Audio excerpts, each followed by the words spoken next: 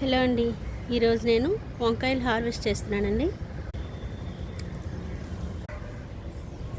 ఎప్పటికప్పుడు కలుపు పెరుగుతూనే ఉంటుందండి, వాటిని క్లియర్ చేస్తూ ఉండాలి.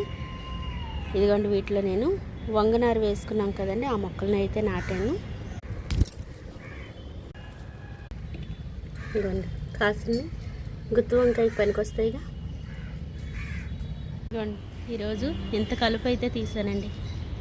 ఈ వంగ మొక్కకి చిన్న తెగులైతే పట్టిందండి.